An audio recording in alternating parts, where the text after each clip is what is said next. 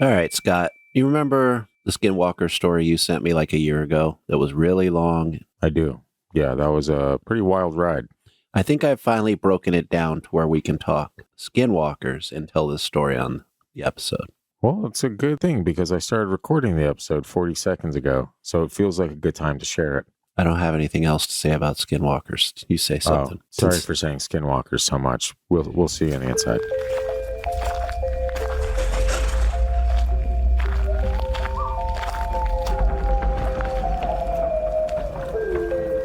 You are now entering the realm of the freaky deaky, an unsuspecting stop at the crossroads of fantasy and reality, where the frayed edges of make-believe seep into this cookie-cutter white picket world you've been led to believe is far from extraordinary.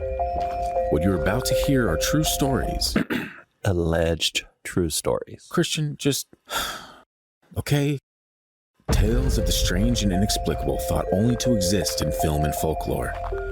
Although difficult to accept, we do not know everything about this reality, about time or space, what lies beneath the ocean's depths. And try though we might, the unchanging truth remains. There are some things we legitimately cannot explain logically.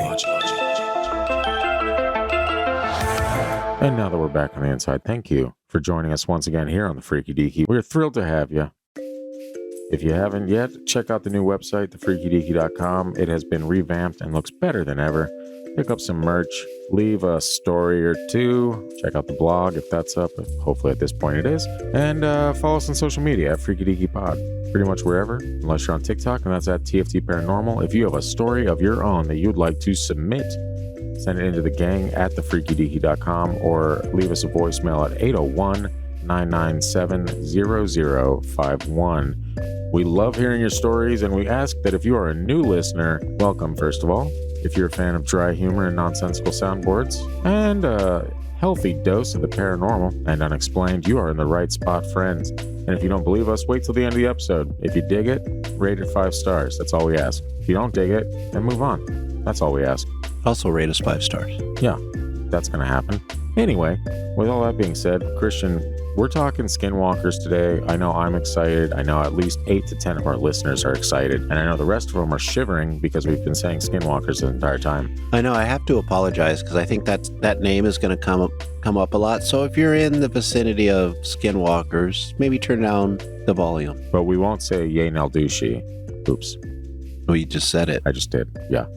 Oh shit. What's that outside? No, it's fine. Let's get into it. So the story is originally by Avi Throwaway from Reddit. And the story was told by his Dene friend, whose name is Sam. Sam is full-blooded. Yeah, Sam is full-blooded Dene. I also want to say, if I butcher any names in here or pronunciations. Yeah, that's kind of our calling card. Right.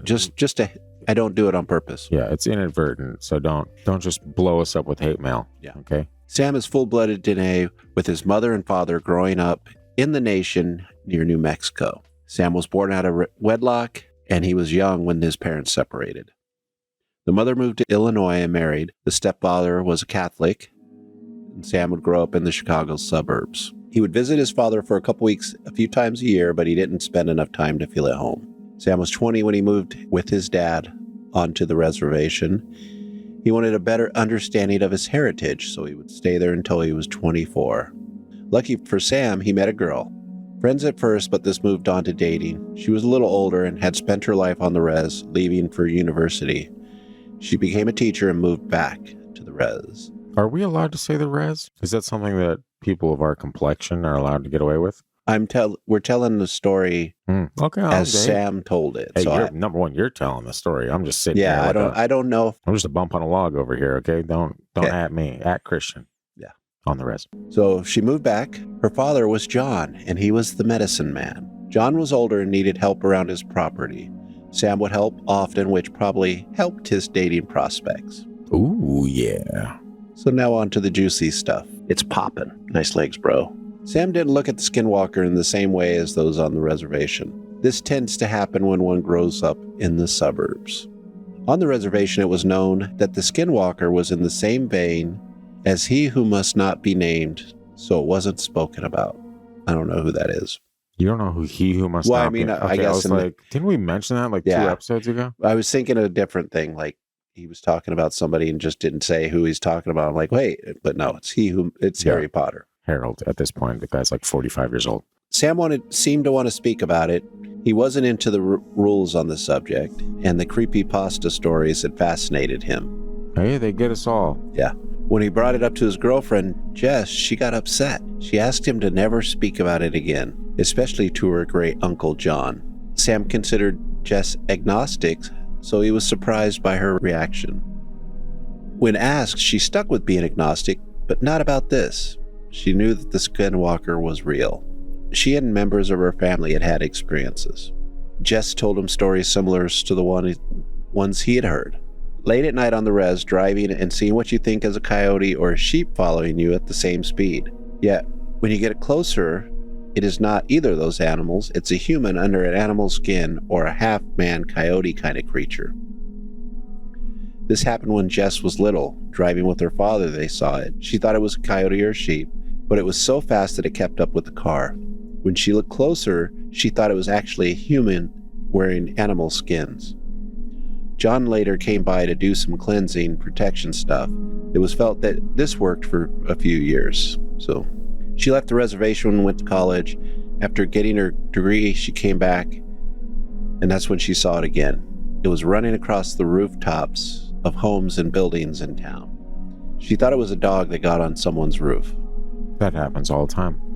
That was until she watched it stand on 2 legs and leap to another roof. From there, it would sit cross-legged, staring down at her with yellow eyes. She raced home, getting pulled over by tribal police. When she explained what she had experienced, the officer shushed her before tearing up the ticket and telling her to get home. Man, I gotta try that sometime. There's a demon on my tail, sir. You're going to observation for 48 hours. Get the straitjacket. That's sad. So after this again, John performed a ritual. John told her the creature wasn't after her. It had set eyes upon her while on the hunt, and she was extremely careful and never mentioned it again to anyone. She only told Sam to discourage his interest, which would endanger her family. One of the things that John had said to Sam was that Skinwalkers could not read minds like the stories that normally go around. It was a tale that would scare kids and keep them from talking about it and drawing its attention to the family of those kids. They also wanted people to forget that they could become a Skinwalker if they wanted to. If you don't talk about it, it will lose its power. Sam felt that since the Dene had a long tradition of passing stories, experiences, and legends via oral condition. That is usually how one passes down legends and stories. It's just weird because it doesn't really go anywhere. Those who were said to become Skinwalkers were in many cases medicine men, who in general helped care for their people, but they also practiced what the non-natives might term black magic to harm or scare others. Yes, of course. Black magic. That sounds oddly racist. Yeah, it does when you say it. Yeah. John told Sam a story about a close friend who was a medicine man in Tuba City. The friend's neighbor was creating a stir when he was building a fence on his property. He was basically pushing his property boundaries, but Sam's friend knew what was going on. After a while, weird things started happening to the neighbor. He had seen a gigantic coyote in the backyard. It would look in the windows at night, scaring the crap out of him and his family. Everyone nearby thought the neighbor was having a mental break when he started hanging out in the backyard with a gun, ready to end the creature.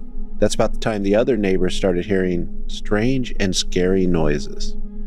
Would also stand on 2 feet and look in the windows. Soon the neighbor's girlfriend drove him to the ER because he was tripping hard on Skinwalker influence or possession. My friend is tripping balls. He was hallucinating and talking about a coyote man that was threatening to kill him. Well, it is kind of terrifying, so if that was happening to me, I would also share that information with others. I don't know if I would, because it's Skinwalker. You can't share. You just got to suffer. Oh, well, that doesn't sound fun at all. Never mind. John came to the hospital to see this man.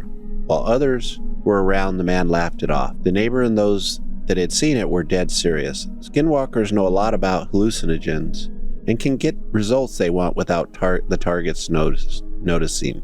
So he thinks the neighbor sent a Skinwalker after him. I mean, stranger things have happened, for sure. That is definitely not what you want. Wow. Sam and Jess moved away so that Jess could get her master's.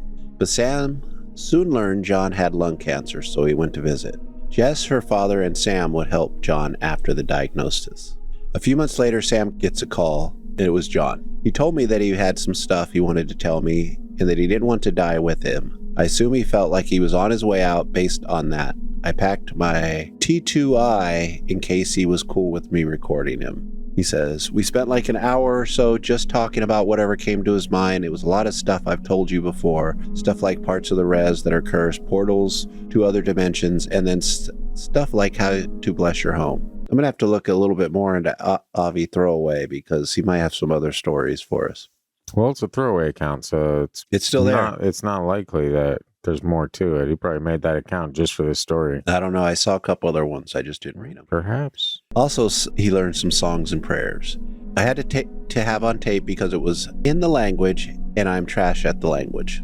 It was like he was trying to cover everything he felt like he hadn't told me before. He basically said I would be his closest thing to an informal apprentice, as he never actually passed on his knowledge to anyone before. He said he was keeping some knowledge for himself still, but wanted to share what he felt comfy with. After the sun went down, John requested that they turn off the camera and go inside. Once inside, he asked Sam to turn on the TV and raise the volume. He explained that it was important that no one hear their conversation. According to Sam, the old man didn't have any neighbors for miles, so he found that a little odd, at least until he learned what their conversation was about. I haven't been honest with you about Yenaldooshi.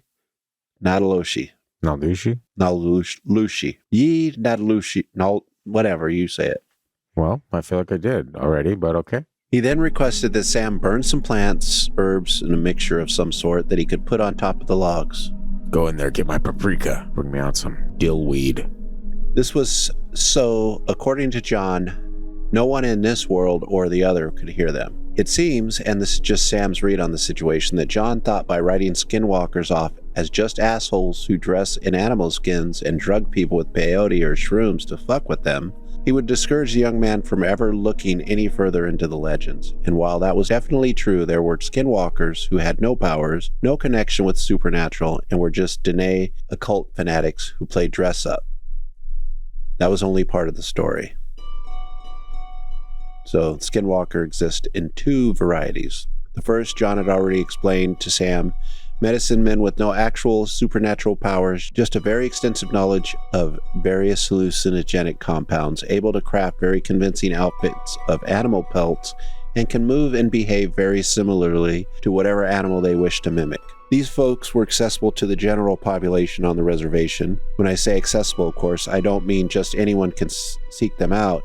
It takes someone well-connected, as well as depraved enough to want to seek them out to bother or even harm others. These Skinwalkers would often receive monetary compensation for their deeds. Like the hypothesis in John's tuba story, they base their entire practice on the legend of shapeshifters and dark witches and Dene folklore. This explains a good portion of Skinwalker stories and lore you see posted online. Large coyotes or sheep behaving oddly, only to, upon closer inspection, reveal that they are a person wearing animal skins. But what about the other stories? The stories of these beings, half man, half beast, pulling off unnatural feats around the reservation, running alongside cars at top speed, mimicking voices, reading and even controlling minds. Immune to firearms, shape-shifting into incredibly convincing, terrifying, gigantic wolf-like creatures with glowing red or yellow eyes and faces that are neither human nor animal. John theorized that Skinwalkers developed sometime around the time when the first settlers arrived. Medicine men in the tribes were incredibly wary of these visitors, and as time went on, they revealed themselves to be conquerors. The medicine men, as Sam put it, turned to the dark side. I feel like it's a Star Wars movie.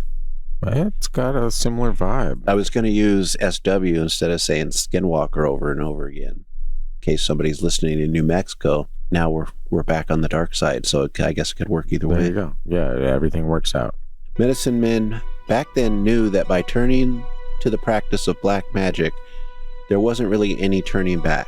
Black magic robs them of humanity and corrupts their souls, but they believed they could do this for the good of their people, and then once the colonizers were driven out, be dealt with by their own people. So according to this, basically, they were going to take on the colonizers and they were willing to be dealt with afterwards, however their people wanted to, as long as they protected their people.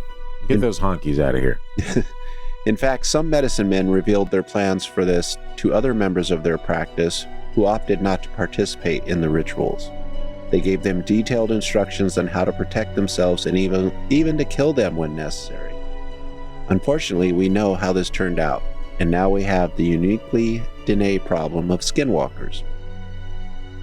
And unlike the other skinwalkers, the pretenders in animal fur, these Yenaldooshi are not human, or at least not in the sense that is recognized by the Dene. In order to become one of these things, they must participate in a ceremony that essentially robs them of their humanity. And after a long enough time being as one of them, they barely even resemble a human in appearance. Think of the Wendigo in the Algonquin origin, a creature that was once human, but through some horrific twisted process or ritual became something else entirely. Great reference. Mm-hmm. Very similar, yes. I would say they might be the same thing, just Yeah, in different regions and called something different. Yeah, and you probably catch a lot of shit for that, but I don't think you're too far off. I mean, we've talked about that before. There being similarities between some of these, like Skinwalkers, Wendigos. What was the other one? Kushtaka? No. I mean, a Kushtaka has similar traits. Yeah, I feel like there's a third one, but I can't remember. That's fine. Wendigo, Skinwalker. I feel like there's a third one too. The practice of being a Skinwalker is jealously guarded, even more so than that of the pretenders. Requires committing heinous acts, murder and or torture of a family member or friend, ingesting poisons and human flesh, and communicating with entities from other dimensions. Skinwalkers are also a people unto themselves, an isolated subculture of the Dene that branched out a long time ago. Although they make their home in the same region as the Dene, they generally do not live among them, fraternize with them, or trade with them. They are a completely separate community, and some would say completely separate species as well. John did not go into great detail on the process of becoming a Skinwalker. He said no man who ever calls himself a Dene would ever know such things. That might have been true a century ago when Skinwalkers still lived amongst the people, but in this day and age, the Skinwalker is much too concerned with being found out, and so they isolate themselves and brought all knowledge with them. Think of those tribes that are still being discovered in the jungles of Africa and South America, completely cut off from the rest of the world. Only this tribe is well aware of the rest of society and chooses to isolate. Being said, of course, they still do go out amongst the people. It's just usually at night, amongst only a small group of folks, and only for their own dark purposes. Exactly what Skinwalkers gain from their behavior toward the Dene and occasional tourists is disputed amongst medicine men. John says, or this is what John says at least. John's understanding was that aside from stealing livestock, their abilities feed off the fear they instill in others. Murder also strengthens their connection to whatever dark entities they commune with, but a death directly at the hands of a Skinwalker is exceedingly rare. John then went to say how a lot of things that are sometimes attributed to deaths of despair, such as suicide, overdose, alcohol poisoning, etc., could be traced to very powerful Skinwalkers.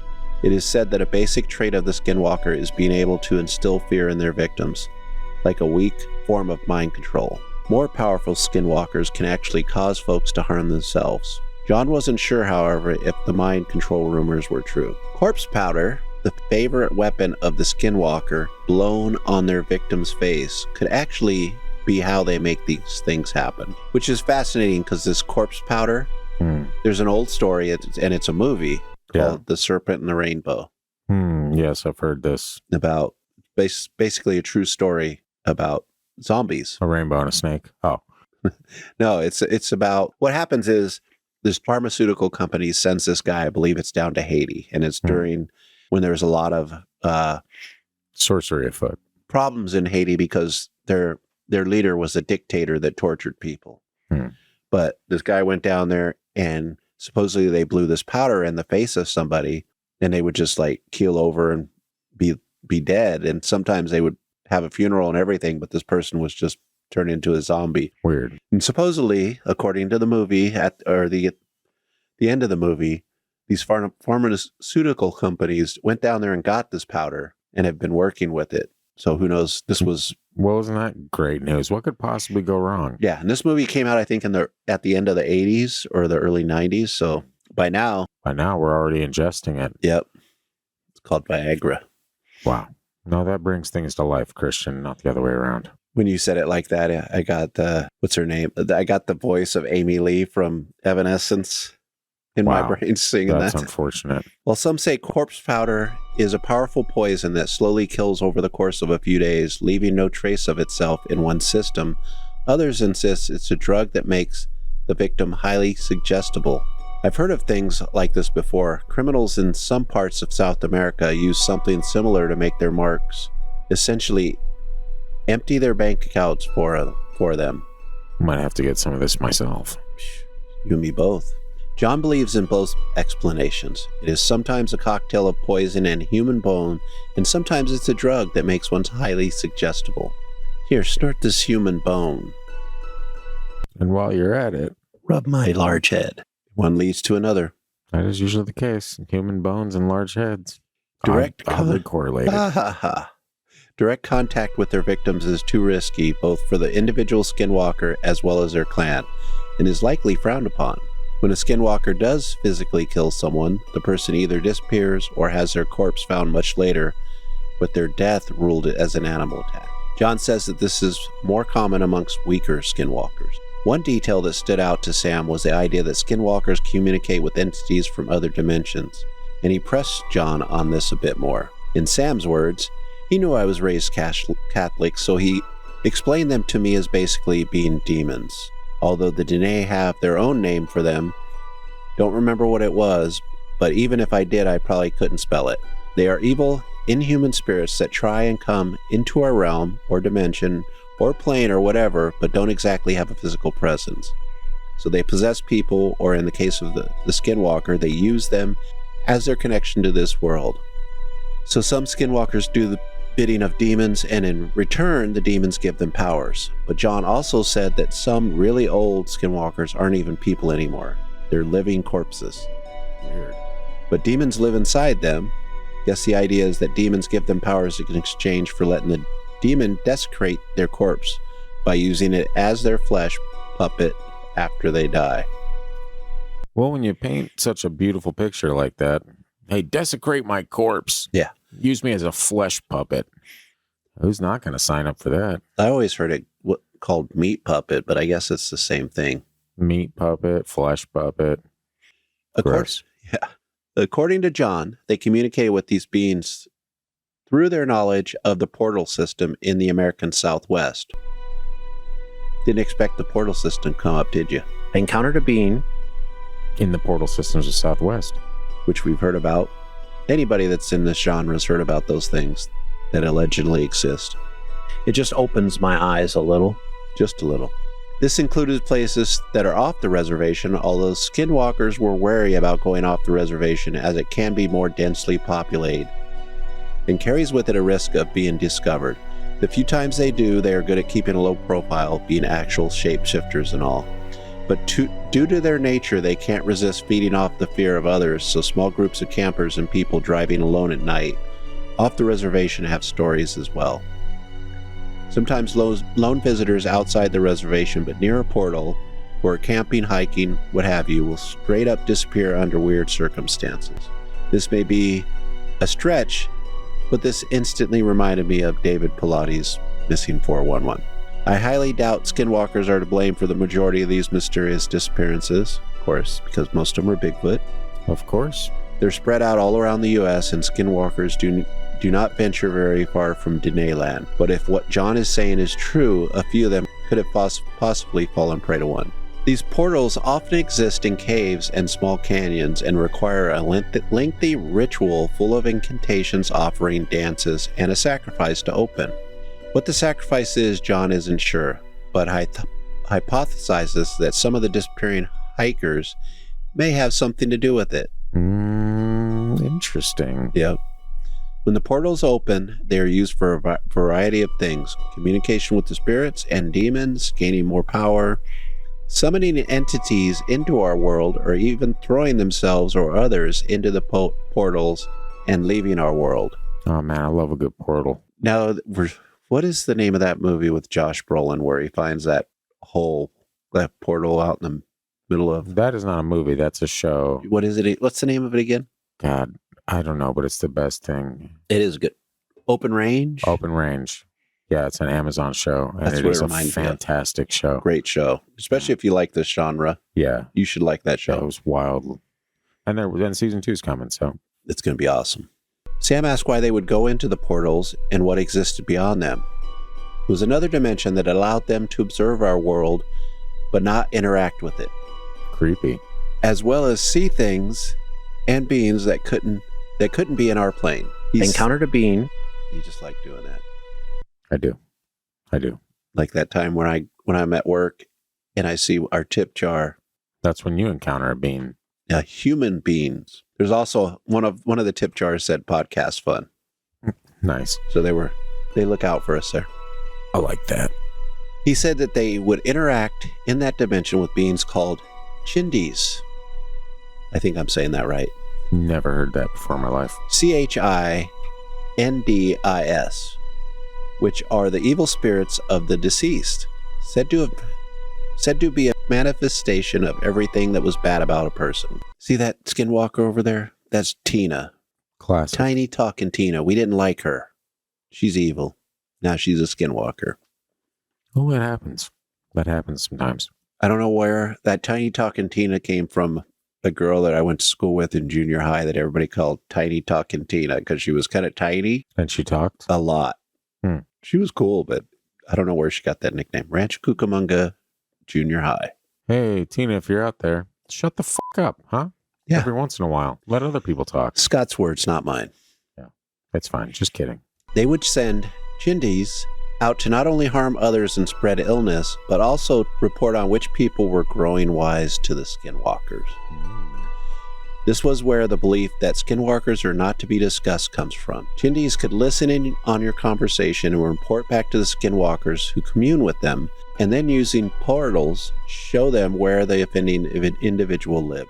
That is really interesting. I've never heard that. Me neither. That's what I like about this story is there's like a bunch in here that you kind of hear about, but it's very detailed in other places. And that's why I'm kind of curious to see what people that are actually, because we do have a decent amount of like indigenous folks that listen. Yeah.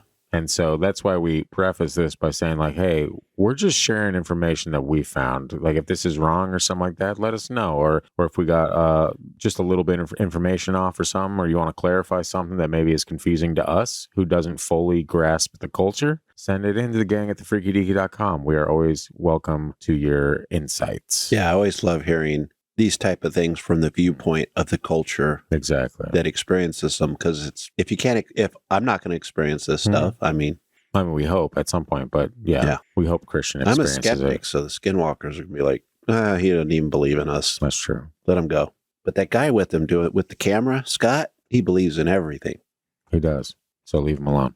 It was very important to the Skinwalkers that much of the general populace knew precious little about them, their culture, their practices, and most importantly, their identity.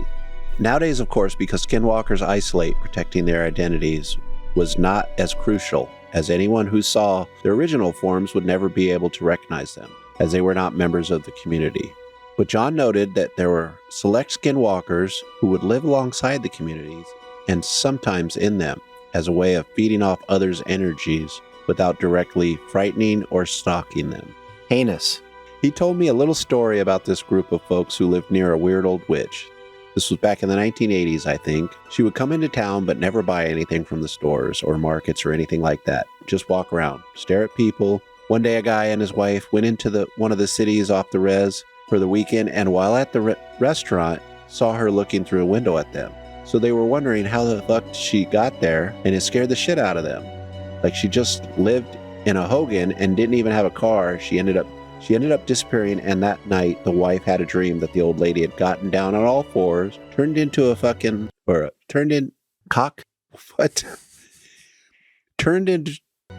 up looking coyote on their way back to the res On the way back to the reservation the next evening, they saw what they thought was a wounded coyote on the side of the road. The husband was going to get out and see what was up, but the wife made him stop. The coyote was looking straight at her with the same stare that she saw in the old woman's eyes. It leapt up on its hind legs and ran off. The next day, the wife told everyone she could that the old lady was a skinwalker. Rumor has it that the old witch got sick and died the next day. The rumor has it many people believe that learning and telling others of a skinwalker's identity can spell disaster for them, and is one of the few ways an average person can kill them. However, this is only partially true. It weakens the skinwalker by not only robbing them of their prey, they can't feed off the fear of people who know them as just a frail old lady. But it doesn't kill them. What does kill them, however, are other skinwalkers. According to John, the woman did not die of a random sudden illness. She simply left town, he believes, to go back to her local skinwalker community. However, the next day she was found not far from her hogan, mauled by a pack of animals. Oof. Wolf bites, bear claw marks, even evidence of her being trampled by a horse were found on her corpse. When authorities found the body, a local medicine man, whom John knew, instructed the police to say that she died of an illness. He wanted people to remain unaware that a community of skinwalkers was in their midst, so no curious, stupid folks would go out looking for him. Cue the curious, stupid folks going out and looking for him. It's like Bigfoot hunters or ghost hunters, right? It's like parking your car in certain neighborhoods in the Bronx. You just don't do it. Fucking Nicolas Cage. Fucking Nicolas Cage.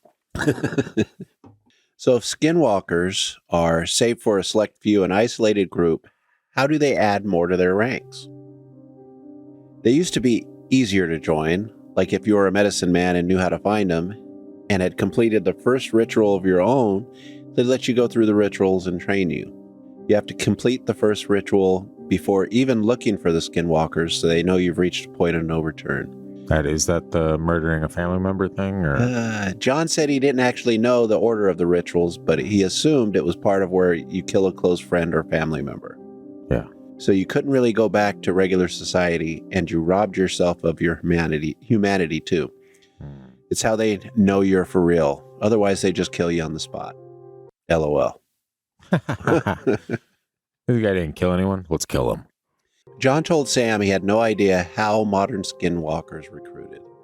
The most likely scenario would probably be kidnapping someone very young and grooming them to murder the family they were taken from, or choosing to share their knowledge with people that Chindis scouted out as a kindred spirit and a potential addition to their ranks.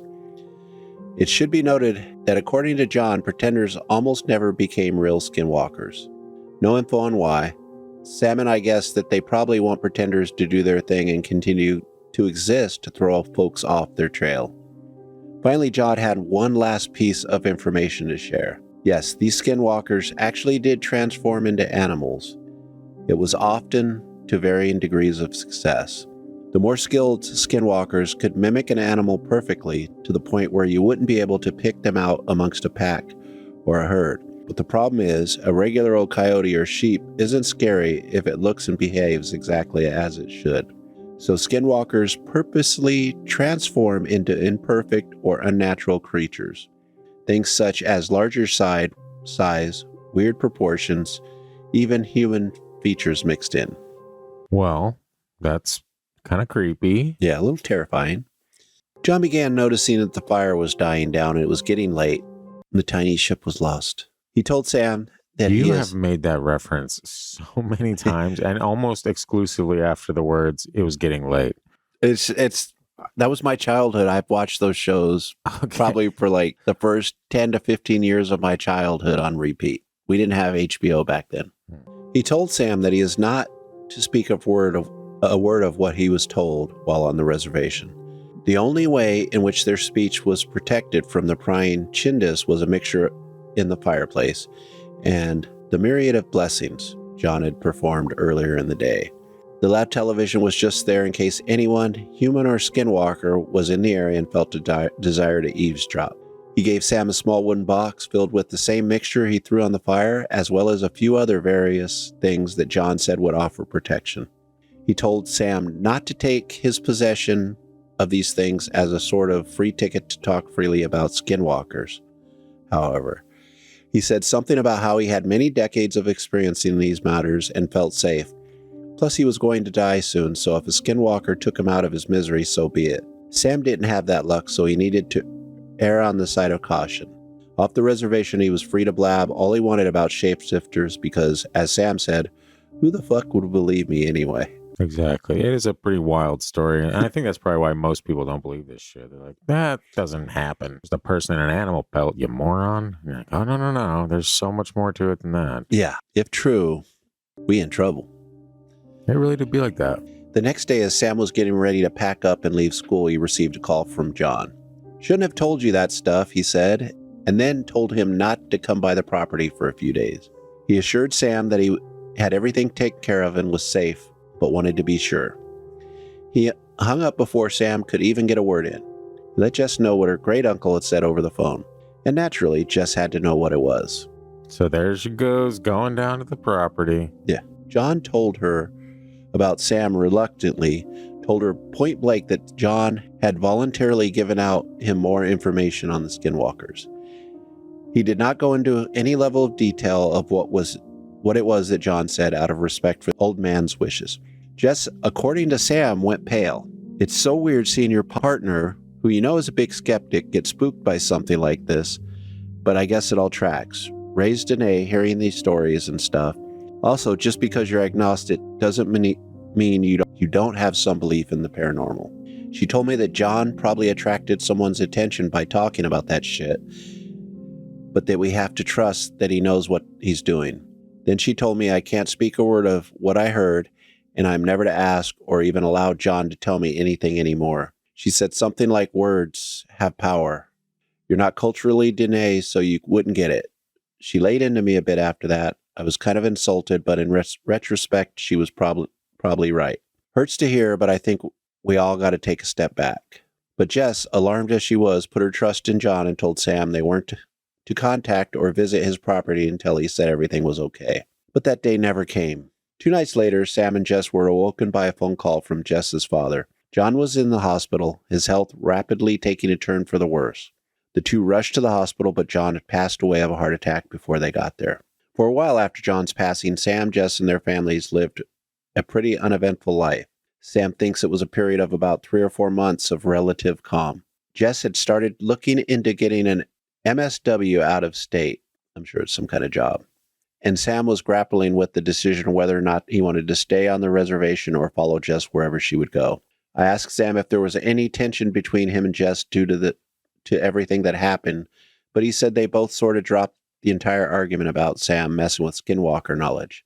He does not think that Jess attributes what happened to John as a result of bringing Skinwalker attention onto him. After these 3 to 4 months of calm were up, strange things began occurring to Jess's family members. Her father, mother, and younger brother all complained of a group of coyotes that ran around their property, keeping them up several nights a week with noises and scratching the side of the house. Her father had taken to standing on the porch with a shotgun some nights, but never saw anything.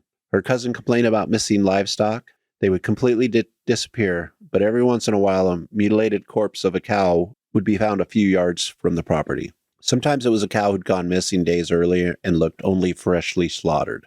Then one night Sam was staying over at Jess's house. While they were having dinner, Sam noticed that it had gotten oddly quiet outside. He told me that it was a particularly windy evening, but suddenly no howling of wind could be heard. That's when he heard something tapping on the window. Jess pointed at the window behind Sam. When he turned around to look, he caught a glimpse of a figure for only a split second before it vanished. But he could hear it walking away from the window, as the thing was very close to the house. The two were frozen in fear for a few seconds before the howling of the wind returned. They drew the blinds. Sam said they barely slept that night. Jess told him that she saw a large wolf with glowing yellow eyes looking in their window. That was a little demonic. Just a little. She says that it had a weird anthropomorphic vibe and that it was smiling, like how a man smiles. Yeah, no thanks. No thanks on that. There was a row of yellow teeth that looked oddly like human teeth. Jess found herself in the coming days triggered by this. She told Sam it reminded her all too well of the two beings she saw all those years ago. They had someone come by the property to bless it, and that was that for everything that had transpired at Jess's home. A few weeks after the incident, Sam was awoken by a series of howls. The howls, he said, started far away, but were loud enough to jolt him awake. They grew in volume as they grew closer. Sam estimates they were about a minute or so in between, each howl getting closer. From far away, they sounded like your typical wolf or dog howl, but as they got closer, they sounded more bizarre. As he said it, it's really hard to say exactly why these noises were so frightening. I don't know, bizarre. Like I was shivering in fear. I've never felt that way. Wave after wave of chills, dude. My eyes were watering. I felt like I was having a panic episode. They didn't sound like any animals I knew. It started like a wolf howl, but then made weird gurgling noises that went on for a few more seconds after that. The howls were really loud at the front end, violent, like they were warning. Suddenly, Sam heard a howl from inside his own home. He tells me he grabbed a pistol from the closet, nearly shot himself fumbling with it, and burst through his bedroom door only to see an empty house with the front and back doors wide open, swaying in the wind. Looking at the back door, he saw two wolves running away in the moonlight, but their gait was off, as though they were on the wrong set of hind legs. The next day, Sam dialed the medicine man who blessed Jesse's place. He was an old friend of John's. When he came by, he first listened to Sam's story and then inspected the home. The medicine man, in a sort of roundabout way, told him he was indeed a Skinwalker and that he'd caught the attention of something very old, very powerful, and very evil. In fact, the medicine man had never heard of any being of the sort actually entering another person's dwelling. That fact alone terrified the man enough to where he said, he was just like, I don't know what my blessing will do. Best case scenario, it'll keep it off your property. It won't keep it off you. Worst case scenario, it'll make it mad. I thought, shit, well, it was worth it just to try for the possibility of it working, I guess. Sam also showed the man the box of items that John had given him to see if it held any significance. The man frowned, saying he didn't wish to speak ill of the dead, but John had made a small error in giving Sam what he thought were things that would protect him. The man went to his truck and came back with another item. I should note, Sam won't tell me what the items were. This is out of secrecy, respect for certain Dene traditions. He also says that he didn't even know what half the stuff was. He told Sam to put that with the others, but that it was no guarantee. There is no one-size-fits-all solutions warding off dark wishes. He didn't tell me what he gave him, but Sam was suddenly wearing a puka shell necklace. And saying, hey, brah. Yeah, surf's up, my guy. He said there was no one-size-fits-all solution to warding off dark witches. Witches, which, by the way, is how he refers to Skinwalkers, are very superstitious, but some more than others. A supreme being. Finally, he performed the blessing. He told Sam that if things don't improve, he may need to seek help from someone else or multiple others, and then gave him info of some other medicine men whom he trusted. Here's a pamphlet to Roger down the road. He's been doing this 5 years longer than me. Greater beans. He closed out by saying that John was probably the best person he knew to deal with these things, in spite of the slip-up on the items he gave Sam. And Lamented his passing. That night, Sam said he slept soundly, which continued for about a week. Then one night, Sam woke up to use the bathroom. He didn't switch on any lights, but noticed two very disconcerting things. For one, it was freezing. We live in the desert, but it's never been that cold at night that time of year. And I didn't have an AC on because I'm not a diva like you. Wow. It also fucking reeked. Cool. Well, I feel both insulted and informed, so Thank you. His house smelled of rotting flesh. After relieving himself, he went back to bed and then had an incredibly vivid dream. 6 tall, lanky, ashen-skinned men in animal pelts wearing skulls with bits of flesh still clinging to them. He remembers them clear as day. 2 appeared to be dressed as wolves. One is a sheep, one is a coyote, and another is a deer with broken antlers. They were standing around, all glaring at him with striking yellow eyes. They barely moved, like living statues. They looked like people who hadn't eaten in weeks, almost zero body fat or muscle. And one of them did not look well. The deer man. I'm talking about gray skin, infections, oozing almost like a zombie. It was disgusting. Sam woke up in a cold sweat. He told me that in the dream he was just standing there as their eyes bore into him. He actually knew he was dreaming while it was happening. His first and so far only instance of lucid dreaming. He told me how desperately he wanted to wake up but couldn't. When he left his room, he saw 5 sets of footprints in the dirt, and there were no footprints leading to where they actually were, just 5 sets of footprints, as though something had just appeared and disappeared in one spot out of thin air. There were also 6 men in his dream, but he never found the other set of footprints, assuming that these prints belonged to the men in his dream. When he told the medicine man about this, he was rightfully baffled and terrified. He told Sam to call the others, but he doubted the efficacy of their practices in light of the information he just shared. He still offered a blessing, which Sam accepted. Sam did indeed make a few calls and told several other medicine men about what had happened. They told him that something dark had set its eyes on him and that he was to be very cautious. He basically lived with Jess until the semester ended, only going home to grab something every once in a while. Sam moved back to Chicago area for a brief period before Jess started her first semester for her MSW in another city, where he joined her. That's around the time we met on a gig while he was working as a freelance photographer. Whether or not he left exactly because of the encounters and the dream, he has not really said. I know he was looking to live in a city with a vibrant art community, but I do think the encounters were the straw that broke the camel's back. Sam says that he is often hesitant to return to the reservation, but he still goes every now and then to see his dad. I'm sure the Skinwalkers miss him greatly. Man, what a long story. But like, I was sitting here as you're going on, I'm like, man, what could we title this? Like Deathbed Skinwalker Confession? I don't know, something. Yeah, it's going to be... It's a wild It's not really a ride, deathbed confession, but he died. something like that. Yeah, it's got to be something like that. And the whole reason he shared the information was because he was dying, right? Right. And he didn't really have a predecessor or anyone to pass down that knowledge. That's can you imagine even just having someone like that in your life be like, hey, so I'm coming to an end here. There's some things you need to know. Man, our culture, at least mine, definitely not like that. We bottle things up, and then on the deathbed, you're just like, do better than me, and you're gone. Yeah, that's similar to my culture. Mine's probably even a little worse than that because Generation X, we got problems. Yep, that does happen. It turns out It's called being left at home. Yeah, I forgot I don't even think I read that whole story all the way through. I remember coming across it and sending it to you being like, we need to make an episode out of this because this sounds really fascinating. And I haven't really heard too much information that was shared in that story. You know, like we kind of mentioned earlier, you know, we've heard bits and pieces of things, but you never really get the scoop. You know, it's always like, just don't mention it, don't talk about it, whatever. But there's a lot of stuff in there. That story had a lot of stuff. It's probably the single best story I've seen that I can think of on Reddit because it's so detailed, so long. So long I cut some of it out. Yeah. And it was still like, for the most part, I was like, I wonder if people are even going to remember that I'm here. I know. I was like, I told you at the beginning, I'm like, I know this is a long story. I won't interject as much.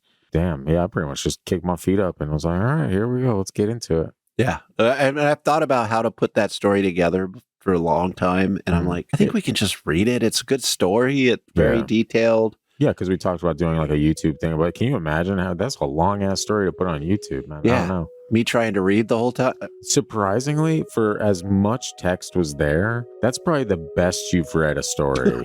Like, you know, you slip up a lot on like smaller weird things, but for whatever reason on that one, there was only a few instances where you got tongue tied. But some of that is just like getting over a cold.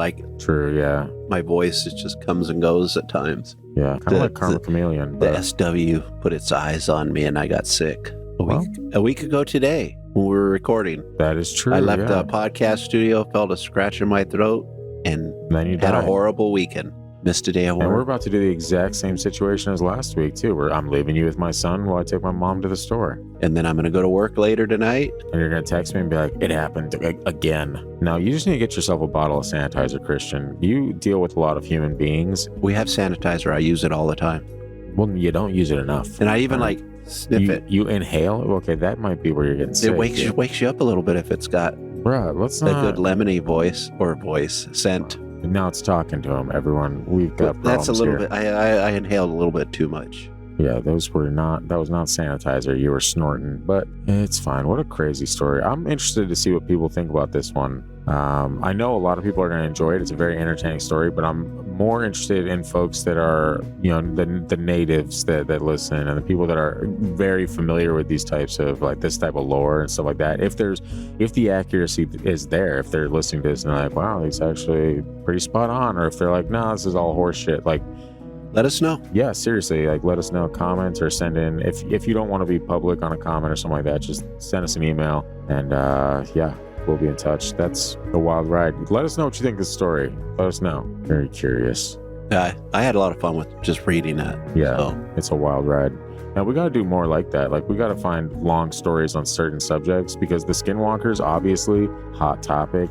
Everyone loves talking about them, even though you're not supposed to. That's probably why they love it as much. But yeah, we should see if we could find some more, or like some really like detailed stories on some of the other cryptids or lore out there about, even haunted houses or something like that. Like, yeah, if you guys are out there, don't have a story of your own, but come across a story like this that you want us to see, send it to us. We can always talk about a story you found. And depending on where you're at, sometimes you find local stories that we may not hear about up here in Alaska. Yeah, send us your loco stories. Yeah, that's all beside the point. Since we are kind of on a time crunch, this will likely be somewhat shorter, because we gotta head out. I gotta take my mom to the store, and then I gotta get back and put my son down for a nap, and that's all stuff that you don't care about. So we are gonna see you right back here next week on the Freaky Deaky. But in the meantime, check out the website. Go to thefreakydeaky.com/beans, draw weird pictures on Christian, take a screenshot of them, and then tag us on Instagram. And who knows, maybe I'll pick a favorite one and I'll send you a little something, you know what I mean? A little something. Join the Facebook group. Good conversations to be had in there. It's always a good time. And yeah, we're all about the good times. So, Christian, thank you for the story. We hope that everyone enjoyed it, and we will see you right back here next week for something else that you're gonna really enjoy. But in the meantime, you got to, just play this again. Goodbye.